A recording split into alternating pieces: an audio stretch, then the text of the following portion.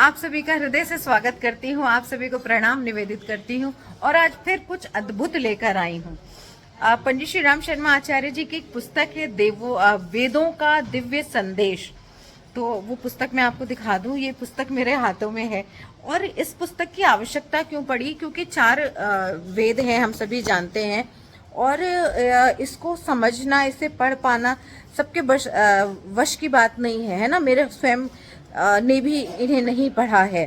तो क्योंकि सार ग्रहण करना और उनको पढ़ना है ना, वेदांत को पढ़ना और चारों वेदों को पढ़ना, ये बिल्कुल अलग बात है। उपनिषदों को पढ़ना और या वेदों को पढ़ना, तो एक भी वेद, क्योंकि हमारा अगर विषय नहीं है तो वैसे भी रुचिकर नहीं होता है। तो उसमें जो गहरी बातें हैं, जो जिसे कहते हैं ना कि गूढ़ बातें हैं, उनको इस पुस्तक में समाहित कर दिया गया है। इसमें एक खंड है, ये पृष्ठ नंबर 386। इसमें एक सूक्त है, यो वह शिव तमो रस्तस्य भाजयते न उषतीर्वह मातरः। तो ये है ऋग्वेद के 10वें मंडल में 9वां अध्याय और दूसरा सूक्त, ये मेरे सामने। तो जो ऋग्वेद है इसके भी कई खंड हैं और गुरुदेव ने इसकी बड़ी सरल व्याख्या की है। ये देखिए मेरे हाथ में ये ऋग्वेद है और ऋग्वेद का ये 9वां मंडल है और इसमें दूसरे नंबर पर ये सूक्त है। तो ये सूक्त किसके संबंध में है? इसमें कहा गया है, जलदेव अपने अत्यंत सुखकर पोषक रस का हमें सेवन करने दें। जैसे बच्चे को माता अपने दुग्ध से पोषण देती है, वैसे ही आप हमें पोषण दें। तो जलदेव से ये प्रार्थना की गई है इन पंक्तियों में। तो जल चिकित्सा है ना। अब जब हम प्राकृतिक चिकित्सा की ओर बढ़ते हैं तो उसमें मिट्टी चिकित्सा और इन सब की तरफ जाते हैं, तो उसमें एक जल चिकित्सा होती है। और जल के विषय में हम सब जानते हैं, मतलब इसमें नया कुछ भी नहीं है कि हमारे शरीर में 70% जल है, वो किस तरह से हमारे शरीर को प्रभावित करता है। इसके अलावा जो हमारा मस्तिष्क है उसमें 90% तक जल है ना, वो किस तरह से प्रभावित करता है।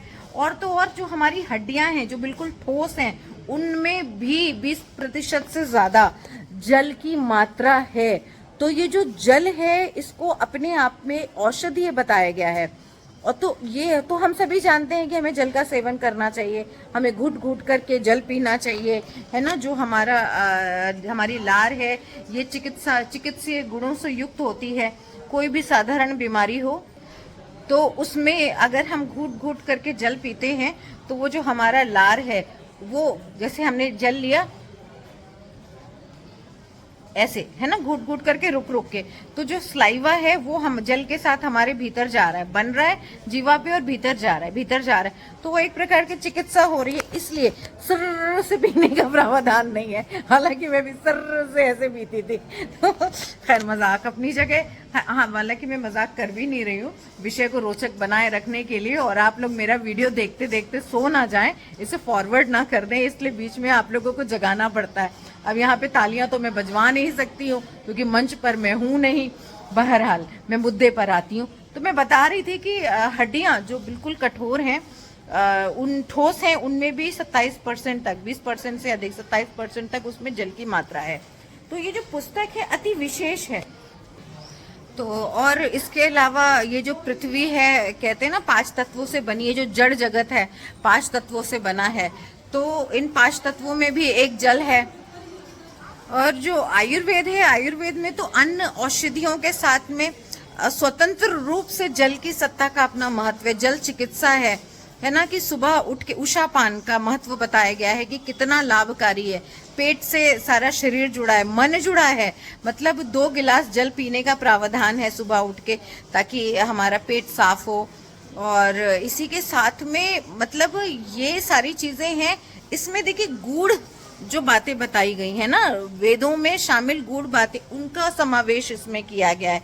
तो मैं पढ़ रही थी तो मैं एक बहुत अच्छी चीज दिखाई दी, और भाग्यवश उस गूढ़ जो तरीका है, वो जो टेक्निक है, उसे आज के समय में फॉलो करने वाले एक भाई जी दिखाई दे गए, है ना। तो मैं चाहती हूँ कि एक प्रयोग आप लोगों को छोटा सा मैं साक्षात दिखाऊं, जो इस पुस्तक में लिखा है। इस पुस्तक के अनुसार मतलब कि ऋग्वेद के 9वें मंडल के 10वें मंडल के, मैं एक बार दोबारा देख लेती हूँ। जी हाँ, बिल्कुल ठीक, 10वें मंडल के 9वें सूक्त में दूसरे नंबर का जो यहाँ पर ये है कि यो व शिवतमो रस्तस्य भाजयते न उष तीर्व मातरः, इसकी जो व्याख्या की गई है और इसके बारे में जो लिखा गया है उसमें ये है कि हम जो हम मुंह से जल पीते हैं उसके स्थान पर यदि हम नाक से जल पिए तो हम दीर्घायु होते हैं, हमारा स्वास्थ्य वर्धन होता है और हमारी आंखें भी अच्छी रहती हैं। तो अब क्या आप सोच सकते हैं ऐसा? जाहिर सी बात है कि जो काम हम करते हैं वो जब ज्यादा लोग करने लगते हैं ना तो वो अजीब नहीं लगते हैं, लेकिन जब कोई इक्का दुक्का जगह जब उसका प्रावधान दिखता है तो बहुत अजीब लगता है। जैसे शुरू में मास्क लगाए लोग दिखते थे तो बहुत अजीब लगते थे, फिर हम सब लगाने लगे तो सहज हो गया, है ना।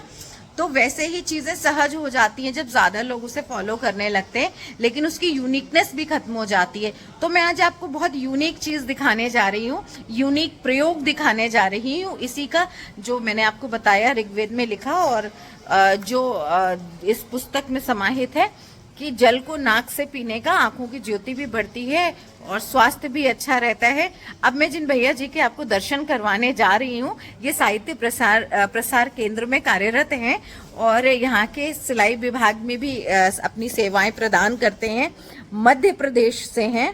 ये देखिए, आप मिलिए, आप रामशंकर सोनी जी हैं और आप मध्य प्रदेश से हैं, है ना, भोपाल से, आप भोपाल से हैं। तो आप ये प्रयोग और इस प्रयोग के माध्यम से आपको दिखाएंगे और आपकी आयु का आप अनुमान लगा सकते हैं, आपकी फिटनेस आप देख सकते हैं। मतलब आप 50 प्लस हैं और 50 प्लस ही नहीं है, आप 58 हैं, है ना, 58 प्लस। तो क्या आप हमारे दर्शकों को आप दिखाएंगे ऋग्वेद में शामिल ये जो गूढ़, ये जो प्रयोग है, इसको आपने पहले, आपसे जानना चाहूंगी कि आपने इसे पढ़ने के बाद में फॉलो किया या पहले से करते थे आप? जी नहीं, पढ़ने के बाद में इसको फॉलो किया है।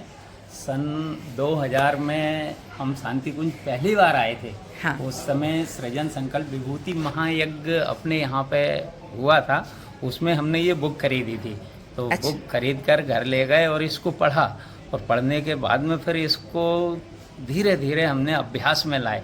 अभ्यास में लाने के बाद तो फिर ये अभ्यस्त हो गया। तो कितने वर्ष हो गए इसको? लगभग 23 ईयर हो गए, 23 साल हो गए। और आप देख लीजिए, आपके व्यक्तित्व देख लीजिए कि आप कितने फिट हैं और इस अभ्यास के बाद कोई दिक्कत आपको? बिल्कुल नहीं, और बिल्कुल बहुत अच्छा मतलब महसूस करते हैं इसमें। हमारा पहले मतलब पढ़ने में कुछ प्रॉब्लम आती थी। अच्छा। अब बिल्कुल भी प्रॉब्लम नहीं आती, छोटे बारीक अक्षर सामान्य नजरों से पढ़ लेते हैं। अरे वाह। हाँ। तो अब इस प्रयोग के लिए देखिए मेरे पास ग्लास है और ये जल से भरा हुआ है, तो मैं ये ग्लास भैया जी को दे रही हूँ। आपका नाम जानना चाहूंगी। नाम मैंने नहीं, नाम अच्छा पूछ चुकी हूँ।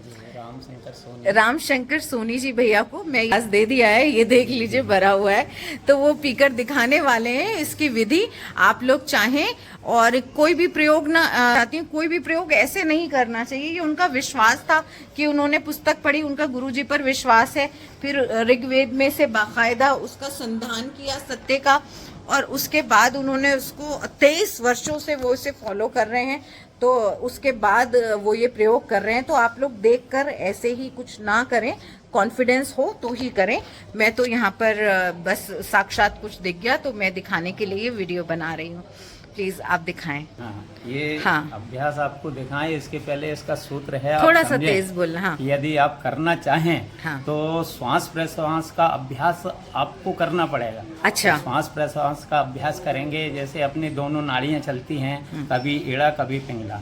इड़ा अर्थात हमारा सूर्य स्वर और पिड़ा हमारा वाया स्वर, चंद्र नाड़ी, सूर्य नाड़ी, चंद्र नाड़ी। हाँ। तो हमको ये ध्यान रखना है कि हमारा कौन सा स्वर चल रहा है। अगर सूर्य स्वर चल रहा है तो हमारी चंद्र नाड़ी को हम दबाएं इस तरह और सूर्य नाड़ी से जल को खींच लें। हाँ। तो बड़ा आसानी से हम ये जल और अगर दूसरा स्वर चल रहा है, हमारा वाया स्वर चल रहा है, चंद्र नाड़ी, तो चंद्र से खींच लें और बाएं को दबा दें।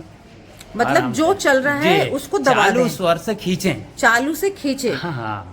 लोगों को स्पष्ट हो गया होगा। कहने का तात्पर्य कि नाक से नाक के नीचे उंगली रखी और जहां से सांस आ रही हो, जिससे मान लीजिए कि इससे सांस आ रही है तो फिर इसको बंद कर लीजिए, इसी से पीना है।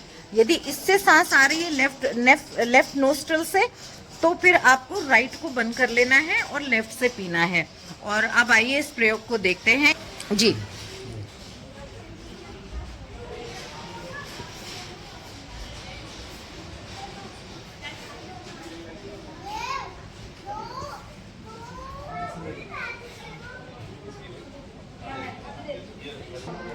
ये देखिए, ये आधा गिलास पानी बचा है, वो दोबारा पियेंगे क्योंकि कैमरे के आगे हो रहा है ना, तो वो थोड़ा सा असहज है, कैमरा फ्रेंडली नहीं है।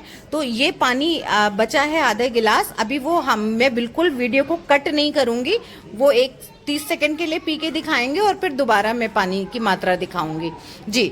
आरंभ करें।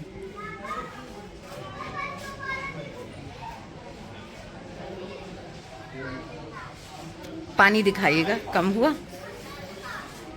ये देखिए पानी पहले से कितना कम हो चुका है। आप और पीना चाहेंगे?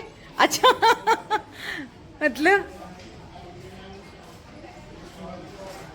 ये देखिए, मेरा ख्याल है कि अब पानी खत्म ही होने, मैंने कोई कट नहीं किया है इस बार इस वीडियो में, है ना। तो ये देखिए, ये पानी ये पानी खत्म हो चुका है। तो हाँ, आपने देखा कि ये प्रयोग कोई भी कर सकता है। और उषा पान, इसको विशेष ध्यान और प्रातः ही करना है ना? नहीं, दिन में कभी भी कर सकते हैं। अच्छा, अब बताएं। हाँ, विशेष ध्यान किस बात का? विशेष ध्यान ये रखना है कि जब अपन पानी एंड हो जाता है, समाप्त करने के बाद जो नली में पानी भरता रहता है उसको निकालना है, निकाल दीजिए। बस। अच्छा, तो कोई भी प्रॉब्लम नहीं होगी। समझ गए। मतलब जो लेफ्ट या राइट नोस्ट्रल जिससे भी आप पानी को ले रहे हैं, तो उसमें रह जाता है पानी, है ना। तो थोड़ा सा अजीब लगता है हम लोगों को ये चीजें कि अरे मुंह से पीते हैं, नाक से कैसे पी रहे हैं, तरह तरह के। लेकिन स्वास्थ्य है तो सब कुछ है ना। लॉकडाउन में क्या हुआ था कि खाने की थाली सरका के दी जाती थी। बुरा लगता था किसी को? नहीं लगता था। अपने सगे संबंधियों को देख तक नहीं पाते थे।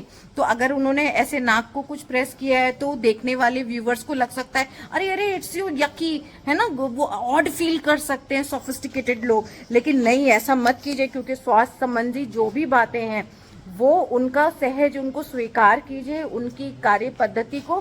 तो उन्होंने कितने अच्छे ढंग से बताया, इसके लिए हम सब उनका आभार व्यक्त करते हैं। उन्होंने आखिर में क्या बताया कि जो स्वर चल रहा है उसी से पीना है, दूसरे को बंद करना है, ठीक है। और दूसरा क्या बताया, पीने के तुरंत बाद जो नाक में जरा सा भी पानी रह जाए उसे बाहर ड्रेन कर देना, उसे निकाल देना है, ठीक है।